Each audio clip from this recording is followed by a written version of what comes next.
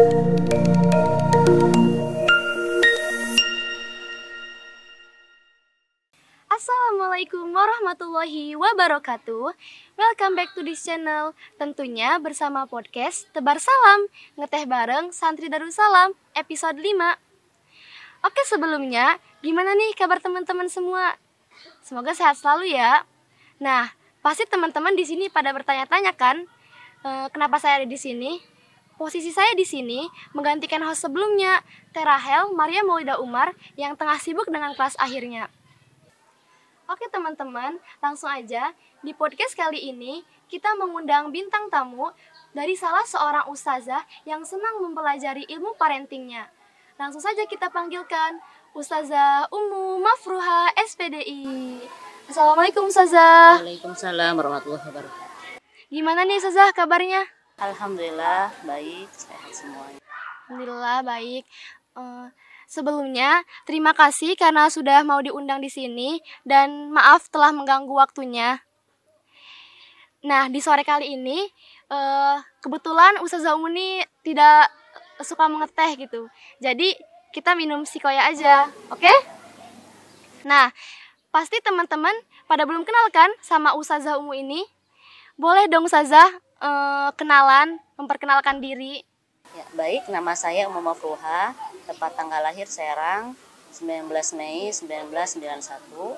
Alamat sekarang di Perumahan Geraha Rinjani, Citerep. Sekarang Ustazah udah punya anak berapa? Sekarang alhamdulillah udah punya anak 4, sekarang lagi hamil lagi, anak kelima. Mudah-mudahan sehat sampai persalinan nanti gitu ya. Doanya juga dari semuanya. Amin. Sekarang Ustazah sebagai apa di pondok? Sekarang di pondok di bidang life skill. Jadi bagaimana memotivasi santri untuk bisa menggali potensinya supaya nanti ketika keluar dari pondok bisa menemukan bidangnya masing-masing gitu yang akan dipilih nanti.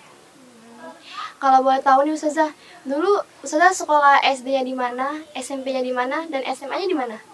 Kalau untuk SD dulu di SDN Laban Tengah di Tirtayasa, SMP juga di sana di SMP Negeri 1 Tirtayasa. Nah, baru pas aliyah gitu ya, mondok di Pondok Pesantren Darussalam di sini juga. Cuman dulu di kampus 1. Di kampus 1, bukan di kampus D ini.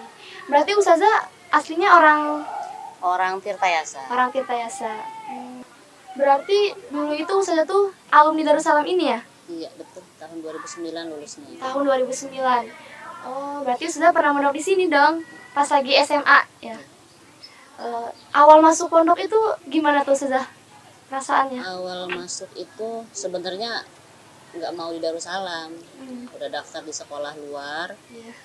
Tinggal ikut dulu MOS ya. Nah, tinggal ikut MOS, udah daftar segala macem. Terus tiba-tiba pas paginya tuh ada UA datang nanya, Ummu sekolahnya di mana gitu ya. Iya. Jadi jawablah di ini gitu ya, selain di Pipitan. Kata UA, jangan di yang lain, di Pipitan aja gitu. Iya. Akhirnya ya waktu itu nurut aja gitu tuh. Karena sebelumnya memang tadinya nggak mau di Pipitan. Dan ternyata emang ikut daftar terakhir waktu itu. Dan alhamdulillah diterima gitu. Langsung sehari setelah daftar langsung tes. Gitu. Berarti awalnya bukan tertuju di sini ya Ustazah? Bukan, nggak mau tadinya. Nggak mau mondok tadinya? Udah di depan gerbang, diajak masuk sama bapak, yuk coba lihat dulu Darussalam. Kekeh saya bilang nggak mau di Darussalam. Gitu. Tapi karena memang waktu itu ada UA yang menyarankan di Darussalam aja. Ya, akhirnya. Suasana pondok dulu sama saat ini beda jauh ya Ustazah? Karena memang beda tempat gitu ya. Jadi dulu kan di kampus 1 ya pasti berbeda dengan kampus 3 gitu. Iya. Bedanya apa ya? Ya kalau di sana memang kan bentuknya pertama kamar-kamar ya. Kalau di kampus 3 kan kayak ruang kelas gitu. Jadi lebih ramai gitu ya. Kalau dulu mah ya paling banyak 5-7 orang lah gitu sekamarnya. Sekamar. Oh gitu. Ustazah pasti punya dong guru yang paling berkesan di sini gitu, di pondok. Iya, kalau dulu pas usia jadi santri itu yang paling saya senengin itu ada namanya Ustadz Kamaludin. Ustadz Kamaludin. Ya. sekarang udah nggak di sini lagi. Jadi beliau sangat berkesan dulu tuh dari mulai mengajar, kemudian juga membimbing santri, paling punya karisma gitu. Apa ya? Disegani dan ditakuti. Ditakutinya karena memang disegani itu gitu. Gitu. Ada lagi Ustazah? Ada Pak Fatullah Wajidi, Dr. Fatullah Wajidi, Pak Dr. Ifat. Fatullah Wajidi. Pak Ifat. Pak Ifat juga orang yang apa ya, memiliki kesan gitu ya, berkesan bagi saya karena memang betul-betul memberikan banyak contoh dan juga arahan ketika saya dulu menjadi santri atau juga pas terjun di organisasi Santri Darussalam atau Orsada. Kalau buat Ustadz Ifat itu sampai sekarang masih ada kan sih? Masih ngajar? Masih jadi bidang pendidikan kan di pondok. Iya. Kan di dalam sebuah sekolah itu pasti ada sebuah organisasi kan Ustazah. Nah, di pondok pesantren ini ada yang disebut dengan Orsada. Jadi pas waktu Ustazah sekolah itu Ustazah jadi pengurus. Iya, jadi kan di pondok sendiri ada organisasi Santri Darussalam. Ya, alhamdulillah waktu itu jadi ketua Orsadanya di SMA Putri. Masya Allah. Di sekolahnya juga ya kebetulan ada juga berbarengan gitu. Jadinya memang apa namanya ya, banyak tanggung jawab waktu itu di kelas 2 aliyah itu. Oh gitu. Jadi Ustazah Umi ini jadi ketua Orsada Putri ya saat itu. Gimana kesan jadi pengurus di pondok sama di pondok? Selama jadi Orsada, ketua Orsada Putri tentu banyak apa ya, banyak kesan lah ya, banyak kesannya. Kesannya tentu awal-awal mah pasti kaget ya. Iya. Apalagi banyak perbedaan. Dari mulai teman-teman, Iya, kemudian santrinya sendiri gitu, bagaimana mengatur orang tuh nggak gampang. Iya. Ngurusin orang itu nggak gampang, apalagi beda kepala, beda pemikiran gitu ya. Iya. Banyak pahitnya gitu ya, banyak manisnya, tapi setidaknya itu semua menjadikan banyak pelajaran di masa depan gitu, insya Allah. Selama jadi pengurus, Ustazah menjabat selama berapa tahun? Sama seperti mungkin yang sekarang 1 tahun ya, dari kelas 2 sampai kelas 3 aliyah itu menjelang ujian gitu, biasanya kan menjelang ujian lah gitu ya, udah diganti gitu kepengurusannya. Gitu. 1 tahun. Selama mondok di Darussalam ini pasti ada dong Ustazah pengalaman yang paling berkesan gitu menurut Ustazah. Iya, tentu banyak pengalaman yang berkesan gitu ya di pondok, apalagi peralihan dari SMP ke pondok gitu ya, banyak perbedaannya. Bagaimana dulu waktu SMP ke SMA, dari mulai berpakaian, berbicara, jadi intinya yang paling berkesan itu lebih banyak tahu tentang ilmu agama, kemudian bisa mempraktekannya dalam sehari-hari. Jadi itu yang sangat berkesan gitu, hingga bisa menjadi apa ya, orang yang mudah-mudahan bisa lebih baik lagi. Oh gitu. Berarti banyak banget ya sudah kesannya di pondok. Ya, sangat banyak. Setelah lulus dari pondok, kira-kira Ustazah kemana itu? Waktu itu setelah lulus ya alhamdulillah diberi amanah untuk lanjut mengabdi di pondok sambil melanjutkan kuliah juga gitu. Jadi di sini dilanjutkan sampai sekarang. Sampai sekarang ya Ustazah. Jadi setelah pondok itu Ustazah itu diminta ngabdi ya Ustazah. Perasaan pertama kali diminta ngabdi itu gimana itu Ustazah? Ya awalnya memang apa ya, ya pasti agak nggak percaya diri ya, khawatir nggak bisa gitu kan, nggak mampu, karena memang masih banyak kekurangan gitu sebagai orang yang baru lulus, belum banyak punya pengetahuan, pengalaman, jadi khawatir nggak bisa gitu. Tapi ya dengan beriringnya waktu berjalan, ya bismillah aja gitu, sambil belajar juga dari teteh-teteh yang senior begitu. Oh gitu. Dulu dengar-dengar ya Ustazah, katanya semua yang ngabdi-ngabdi di situ Ustazah paling muda ya, yang lainnya senior gitu. Iya, karena kan memang saja baru lulus kan. Iya. Nah, ini udah senior lah, udah beberapa tahun gitu. Jadi ya banyak belajar lah, alhamdulillah. Teteh-tetehnya yang senior begitu baik gitu ya, membimbing, mengarahkan, jadi sangat terbantu waktu itu. Pertama kali ngabdi, Ustazah langsung ditunjuk jadi kesantrian putri katanya. Iya, memang waktu itu setelah ngabdi, pas ngabdi itu langsung diamanahkan jadi kesantrian putri. Ya apa ya, banyak banyak belajar lah gitu, karena memang baru gitu, pengalaman yang sangat baru di usia yang masih sangat muda gitu. Jadi kesantrian itu nggak mudah gitu. Iya betul banget sudah. Kan Ustazah pas awal ngabdi langsung ditunjuk jadi kesantrian. Gimana tuh Ustazah perasaannya? Karena kan gak mudah, berat, apalagi didominasi banyak kepala. Banyak kepala berarti beda-beda pikiran, terus beda-beda karakter juga. Itu Ustazah gimana cara menghadapi permasalahannya? Iya, jadi kesantrian di usia yang masih muda ya, 18 tahun kalau boleh sekolah itu memang nggak mudah. Iya.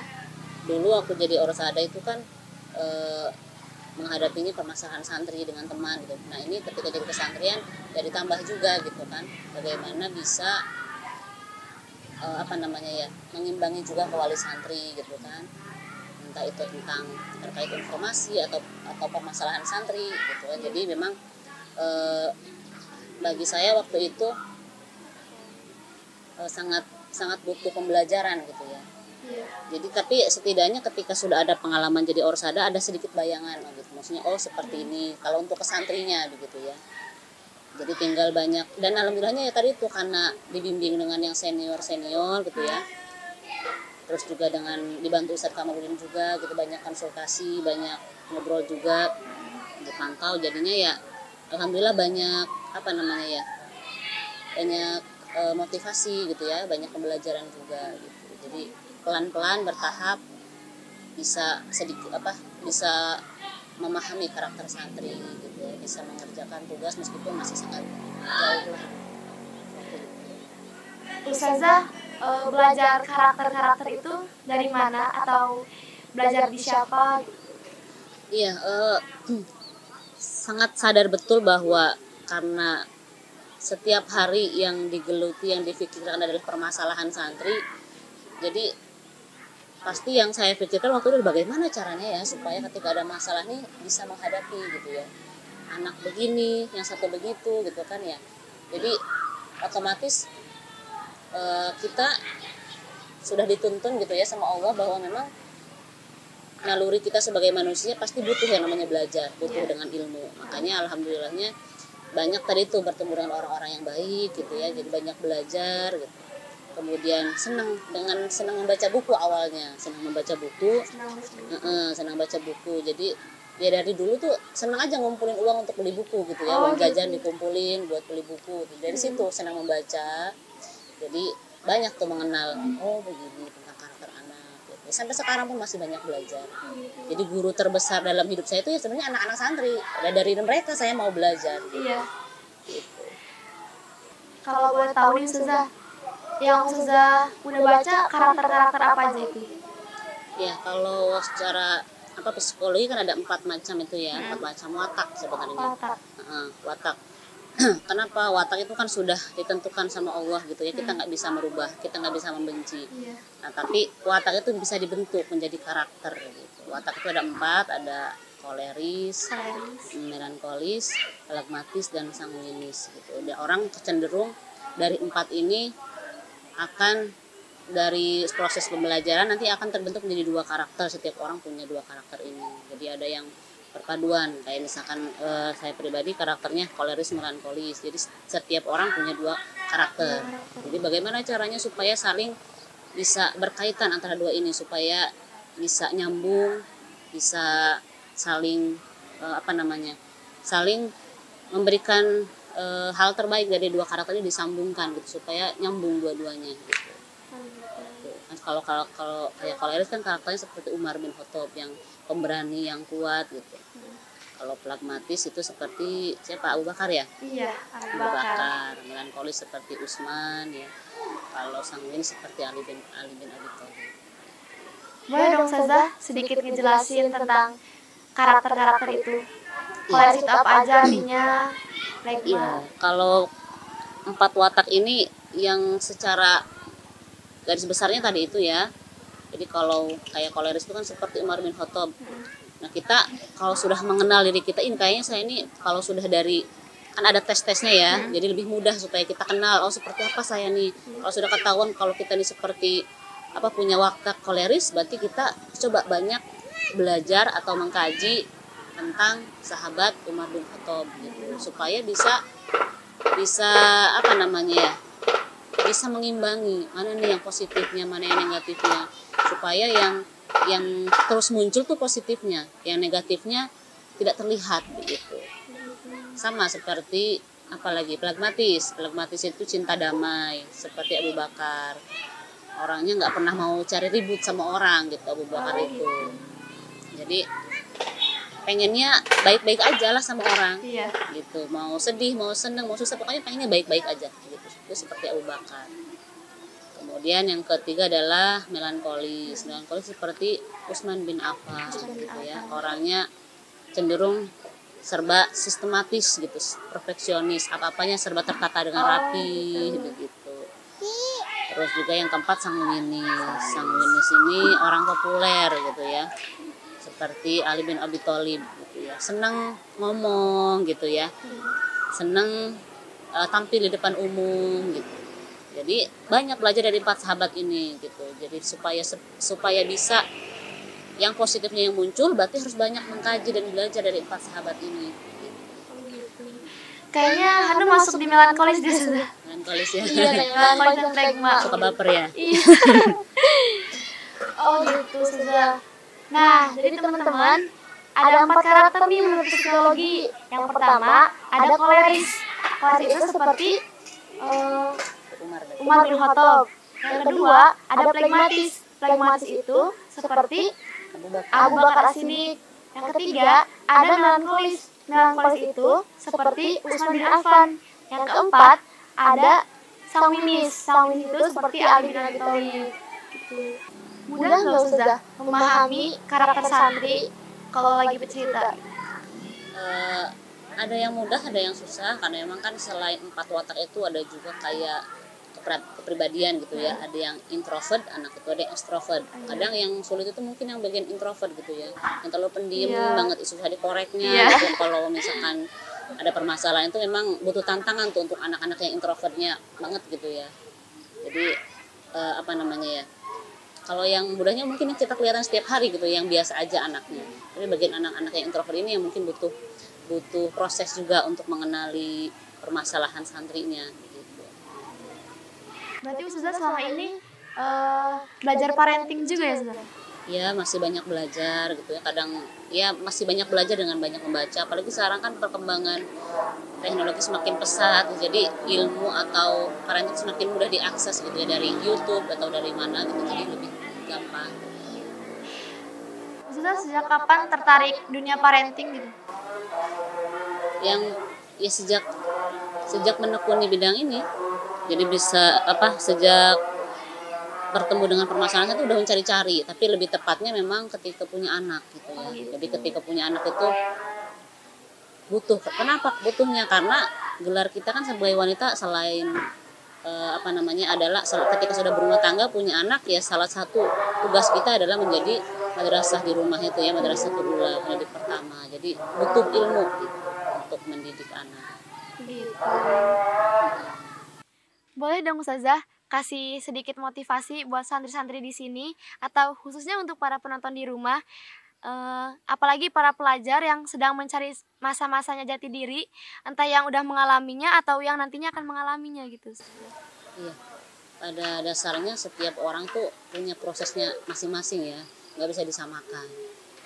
Saya dengan yang lain pasti punya proses yang berbeda-beda untuk menemukan jati dirinya atau mencari jati dirinya gitu. Makanya harus ada usaha untuk bisa mengenali karakter kita tuh seperti apa sih gitu. Nah, insya Allah kalau kita sudah kenal karakter kita seperti apa, kita akan lebih mudah menemukan jati diri kita gitu. Jadi terus ya jangan putus asa. Kalau ngerasa kayaknya belum dapet nih, belum pas nih, terus dilakukan. Kenapa? Karena memang jiwa kita ini adalah dididik dengan tarbiyah, dengan kelembutan tarbiyah. Semakin diasah kelembutan tarbiyahnya, belajarnya, maka jiwa kita itu akan terus berkembang sama dengan tubuh kita. Tubuh kita butuh nutrisi untuk berkembang. Tapi tubuh itu punya batas tumbuhnya. Kalau jiwa sampai kapanpun selama selama kita hidup gitu ya, masih terus bisa berkembang. Itu namanya jiwa gitu ya. Jiwa. Bisa terus memperbaiki diri. Maka teruslah belajar dan berproses untuk terus memperbaiki diri dengan cara tadi itu salah satunya mengenali karakter kita, perubahan kita, mengasah kelebihan dan mengikis kekurangan-kekurangan yang ada pada diri kita. Untuk teman-teman di rumah yang sedang mencari jati dirinya, tetap semangat, terus gali potensi dengan mengenali kepribadian kita sendiri. Nah, jangan putus asa ya, oke? Kalau kita lihat waktunya udah habis juga. Mungkin bisa ngobrol lain waktu ya Ustazah. Mungkin cukup sekian dulu. Kurang dan lebihnya kami mohon maaf. Wassalamualaikum warahmatullahi wabarakatuh. Ada yang sempat sibuk sendirian menghitung segala kemungkinan, membumbung segala penyesalan sebab tak ada tempat yang paling tidak ingin kudiami dan kupercayakan harapanku selain Darussalam. Tetapi 3 tahun kulewati bersamanya membuatku mampu melewati segala hari buruk dan segala sakit. Tetapi 3 tahun menghabiskan tangis di hadapannya mampu mengokohkan langkah kakiku untuk dapat mematahkan segala ketidakmungkinan. Terima kasih Teh telah menjadi guru, sahabat, bahkan kakak bagi kami. Sehingga sabar dan rasa syukur adalah hal terbesar bagi kami mengapa kami masih bertahan hingga saat ini. Bismillahirrahmanirrahim. Kesan dan pesan saya sebagai anak asuh dari Ustazah Umu cukup berkesan baik karena menurut saya setiap beliau mengajar itu tidak monoton dan juga tidak menggurui, layaknya sebagai teman. Terus yang paling saya sukai adalah ketika beliau berkisah, itu pasti selalu ada pelajaran yang dapat kita ambil untuk kehidupan kita sebagai anak asuh di kedepannya nanti. Kalau ditanya kesan selama diasuh Ustazah Umu di pondok, Masya Allah ya, amazing. Beliau ini orangnya tegas, nggak perlu banyak bicara, matanya udah banyak ngejelasin seberapa banyak poin yang kita punya.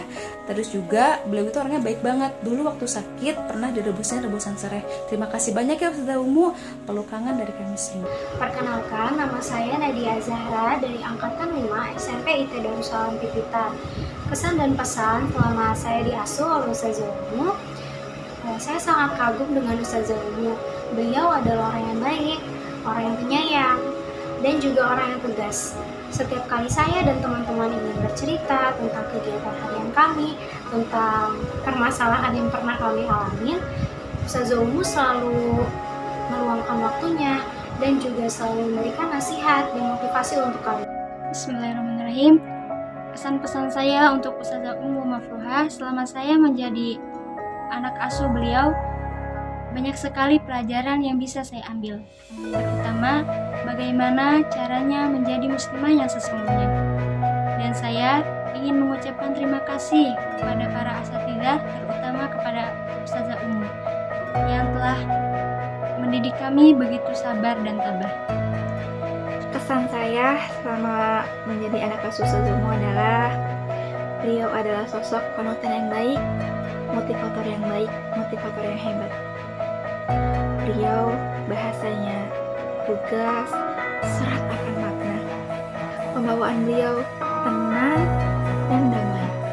Dan yang paling saya sangat sukai dari beliau adalah beliau mengerti watak, sifat, dan karakter setiap anak asuhnya. Karena setiap orang itu memiliki kepribadian yang berbeda, tidak mungkin dihadapi dengan satu cara. Ustazah Umu mempunyai 1000 cara untuk menghadapi setiap karakter anak asuhnya. Insya Allah itu yang sampai sekarang terkenang dalam diri saya. Dan itu kurang lebihnya mohon maaf. Assalamualaikum warahmatullahi wabarakatuh.